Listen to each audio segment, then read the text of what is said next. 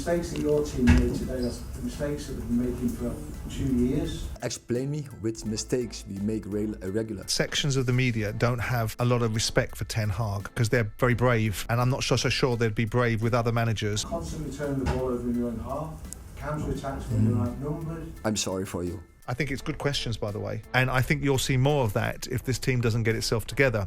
Before the game on Sunday, and I don't mean Celtic Rangers, I mean Manchester United Liverpool, the chief executive not long there, Omar Barada, and the sporting director not long there, Dan Ashworth, gave a briefing to the written press before the match, and they were clear, and they wanted to be clear that Ten Hag is their man. Quite simply, we're with him and he's with us, said Barada. In terms of the new contract, that was a decision that was taken prior to both of our arrivals, but we're very happy with that decision. Eric has our full backing and we have worked very closely together. We're going to continue working very closely with him and help him get the best results out of the team. Then what happened? They go on the pitch and they get whopped by Liverpool 3-0. Post-match, it got a bit feisty between Ten Hag and this reporter. The mistakes that your team made today are the mistakes that we've been making for 2 years. And what makes you confident that it's players that are the problem and not your coaching? So what do you mean? Tell me then. Explain me. Maybe you can explain me which mistakes we make regular. Well, constantly turning the ball over in your own half, playing the ball out from the back, getting mugged, chances come on the back of it, counter-attacks when you're outnumbered, giving up endless chances in your own stadium against the team's biggest rivals.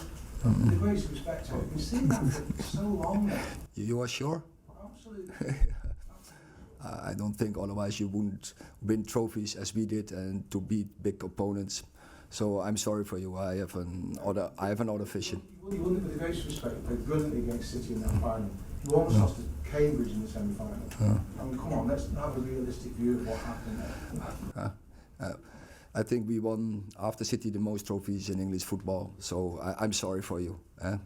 What does that say to you? Well, what it says to me, if I'm listening to it, is that sections of the media don't have a lot of respect for Ten Hag because they're very brave. And I'm not so sure they'd be brave with other managers. It feels like Ten Hag hasn't got their attention or they don't subscribe to what he's saying and they're prepared. I think it's good questions, by the way, and they're reasonable questions and they're substantiated questions because he's given him examples, Ian Ladyman, of why he's saying the mistakes that they're making. Because it's evident, you know, why are Man United easy to play against? Why does everyone play through your midfield and has done for the last 15 months? These are evident for people to ask, but people wouldn't often have the balls to ask a Man United manager that quite as bluntly and to challenge him and to push back on it. And I think you'll see more of that if this team doesn't get itself together. So that leads me to the conclusion, with no motivations behind it, that I don't see this playing out any better for him in the media unless he gets this team pivoting 90 degrees and shutting down the argument. Because, you know, when you lose to Brighton and you lose to Liverpool, and whilst the first game of the season is the first game of the season, it wasn't a dominant outcome. I think you're going to find Ten Hag having to work very hard in press conferences, and managers don't often have to work as hard as that. They're able to control some of the narrative, and I don't think he's got control of it. Now, of course, the argument will easily be repositioned if his team wins. Now, if they play Southampton, Palace, FC Twente, Spurs and Villa and get good results, the dynamics will change. But right now, looking at those games, each one of those games is fraught with jeopardy.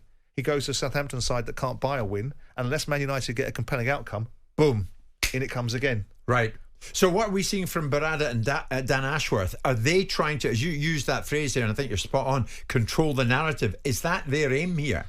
In spite of what happened after that, and they get battered by Liverpool. Well, I don't know what else they can say. I mean, they aren't part of a decision-making process that determined his outcome. Which did you do strange. that at Palace, Simon? Because you took charge of situations. But you can't compare most football clubs in the world to Manchester United. There's only a handful of football clubs that will engage the amount of attention that Man United do. I mean, I make this argument with no disrespect intended. There's more people talking about a Man United loss than there will be often about a Man City win. A Man City, the best team in the world, in my view. And some would say Real Madrid, but in my view, watching Man City more regularly, that's where I alight upon the team.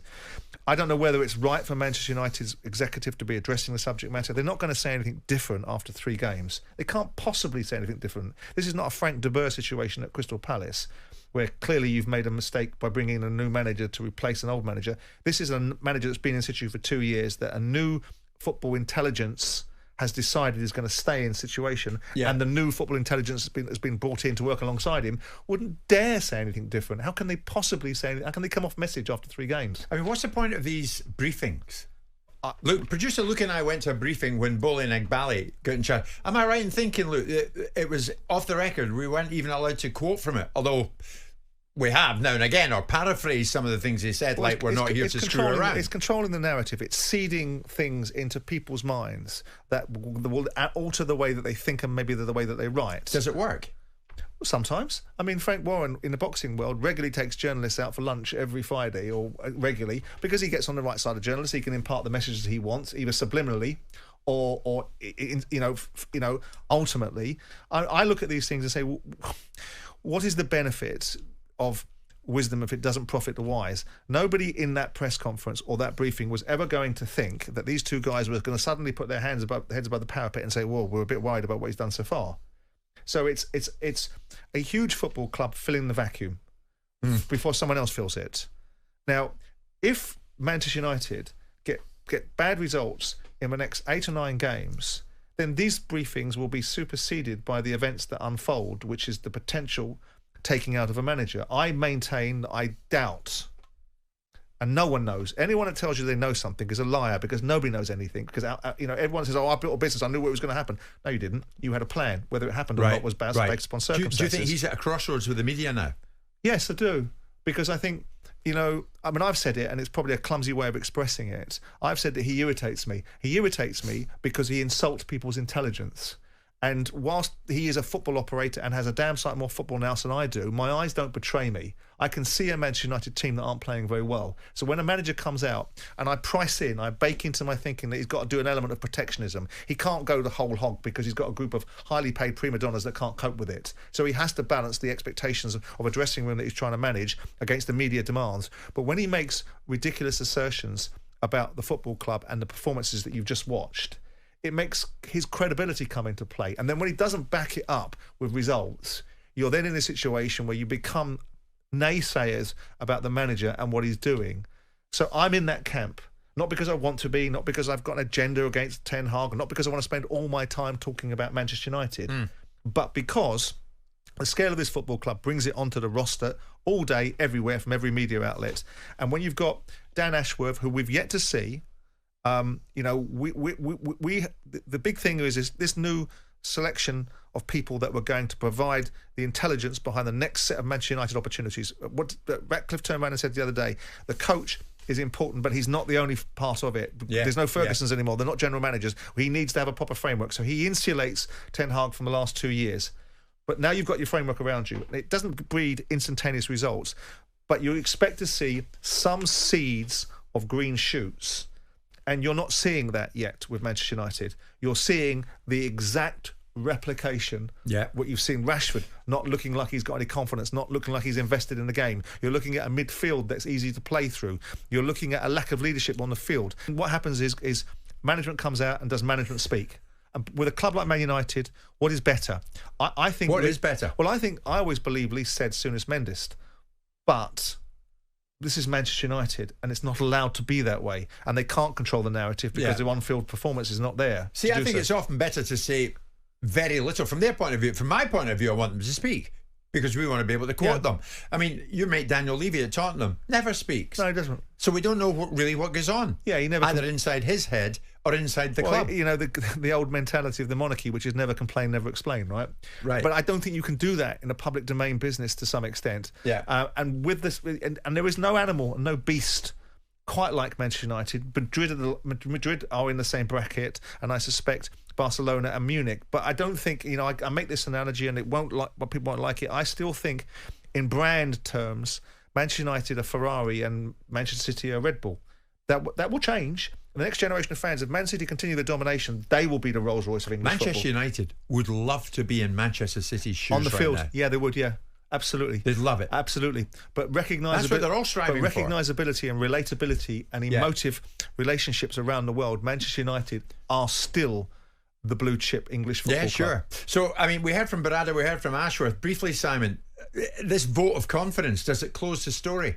No, winning games closes the story. Yeah. If Ten Hag, has poor performances in the next, they're not going to bin him anytime soon. And I don't mean in the ensuing weeks, but I do think if they continue to perform in a way that's nowhere near any semblance of progress, well, what is the point of defending the indefensible? Yeah. I mean, Ten Hag has been given a lot of latitude. He's making the case that a League Cup, which is now being told is a competition that UEFA don't particularly want any other countries to play in Europe. They don't want the second cup. You've got the FA Cup that's been diminished beyond recognition because the Premier League have got no balls and can't run it properly and don't sell it properly. So really the only thing that matters is the Premier League, and Man United are in nowhere land in the Premier League. At this time, yeah.